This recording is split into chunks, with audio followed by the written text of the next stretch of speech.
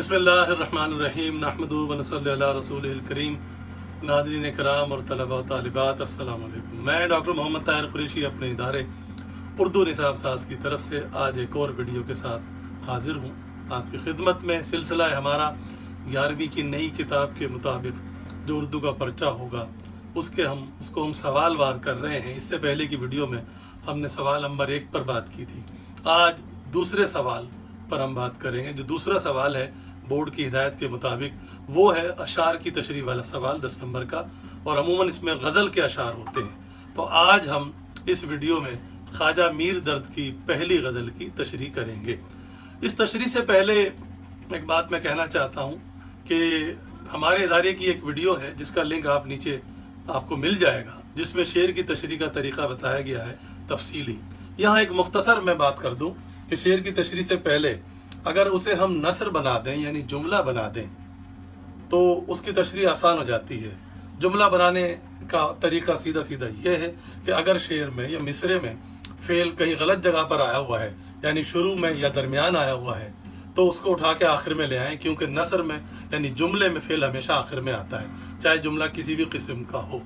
यूँ समझ लीजिए मुख्तसरन कि अगर जो बात शायर ने अपने मिसरे में कही है उसी बात को उन्हीं अल्फाज के साथ अल्फाज तब्दील किए बगैर अगर हम जुमले में बोलते तो कैसे बोलते, ये है। इसकी तफसील आप उस वीडियो में देख सकते हैं। यहाँ मुख्तसर हम साथ साथ चलेंगे। तो पहली गज़ल ख्वाजा मीर दर्द, उनका तारुफ ये है।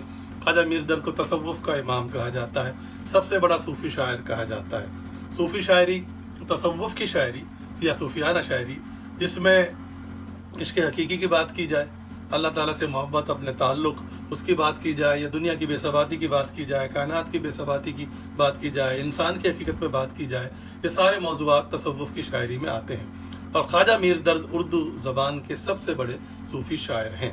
तो जो भी आप शेर की तशरीह करें उससे पहले इतना हवाला आप ज़रूर दें। ख्वाजा साहब का दौर उर्दू शायरी का सुनहरा दौर अहद ज़र्री कहलाता है। इस दौर में इनके साथ मीर तक़ी मीर भी हैं और मिर्ज़ा रफ़ी सौदा भी हैं जो कसीदे के शहंशाह हैं। तो हम चलते हैं पहली गज़ल की तरफ, पहले शेर की तरफ। मतला है, मक़दूर हमें कब तेरे वस्फ़ों के रकम का, हक़्क़ा के खुदावंद है तू लौह कलम का। अगर हम इसको हम नसर बनाएं यानी जुमले में इस्तेमाल करें, जुमला बनाए माफ़ कीजिए, तो ऐसे बनेगा, हमें तेरे वस्फ़ों की रकम का मक़दूर कब है लगाना पड़ेगा क्योंकि मिसरे में फेल नहीं है। तो अगर मिसरे में फेल ना हो तो है, हूँ, हो, था, थी, थे, जिसको फेल नाक़िस कहते हैं, ये लगाने से आप जुमला बना सकते हैं। तो फिर सुन लें, पहले उसको सीधा करें यानी नसर बनाएं।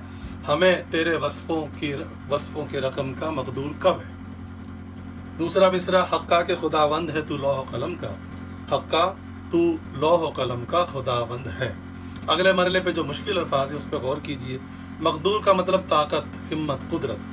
वस्फ़ की जमा वस्फ़ों, उर्दू जमा वस्फ़ों, और वैसे जमा औसाफ है उसकी, उर्दू जमा वस्फ़ों। वस्फ़ का मतलब खूबी, खुसूसियत, सिफत। रकम का मतलब लिखना। अब शायर कह रहा है कि हम में इतनी ताकत, इतनी हिम्मत नहीं है कि हम तेरे औसाफ, तेरी खुसूसियात, तेरी कुदरत, तेरे कारनामे हम लिख सकें, हम में ये सलाहियत नहीं है। बेशक, आगे जो मिसरा है, हक़्क़ा का मतलब है सच है, यकीनन, बेशक, तू लौह कलम का खुदावंद है। खुदावंद का मतलब है आका, मालिक, सरदार, बुजुर्ग के मानों में भी होता है और खुदा के मानों में भी कभी कभी लिया जाता है, लेकिन असल माने वही है। लौह कलम लफ्जी मतलब, लौह का मतलब तख्ती, कलम आप जानते ही हैं।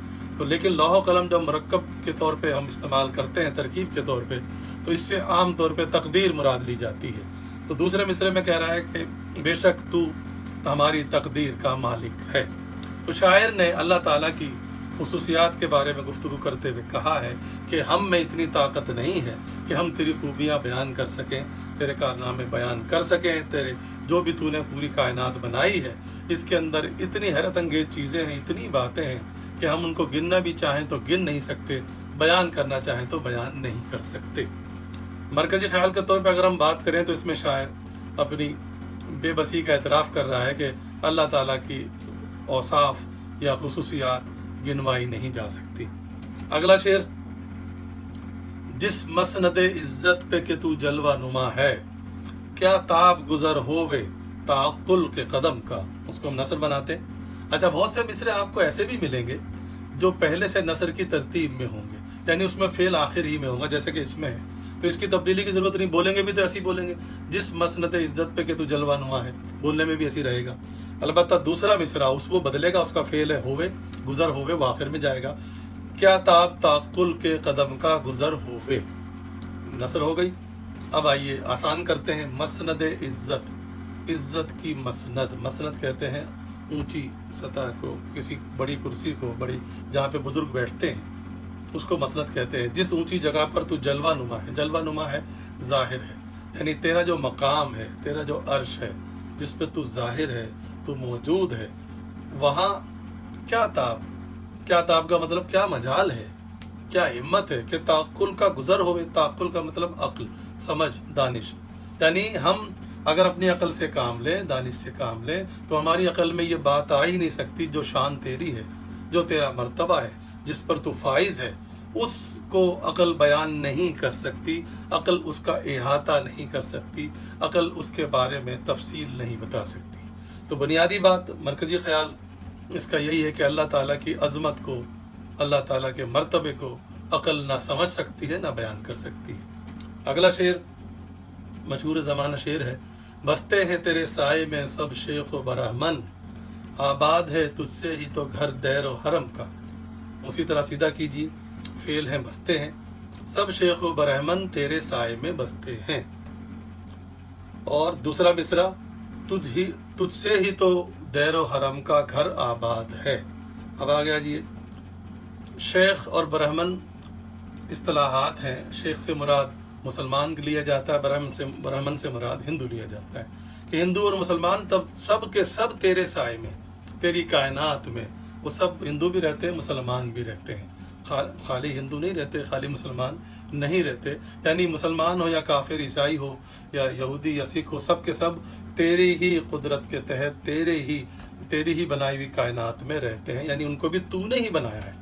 इसीलिए दूसरे मिसरे में कह रहे हैं तुझसे ही तो दैर व हरम का घर आबाद है। दैर मंदिर, हरम मस्जिद के लिए भी इस्तेमाल होता है, और हरमैन शरीफैन आपने ज़रूर सुना होगा कि खाना काबा और मस्जिद नबी को मिलाकर कहते हैं। तो हरम से मुराद खाना काबा भी होता है, और हरम मस्जिद के लिए भी मिसाल के तौर पे इस्तेमाल होता है, यहाँ यही मुराद है। तो मंदिर हो या मस्जिद, वो दोनों जगह तेरे दम से ही आबाद हैं, यानी वहाँ जो भी जाता है, ये अकीदे का फ़र्क है कि हिंदू मंदिर में चला जाता है, मुसलमान मस्जिद में चला जाता है, सिख गुरुद्वारे में चला जाता है, ईसाई कलीसा में चला जाता है, लेकिन जाते सब अपनी तरफ से, अपने अपने खुदा ही के पास हैं।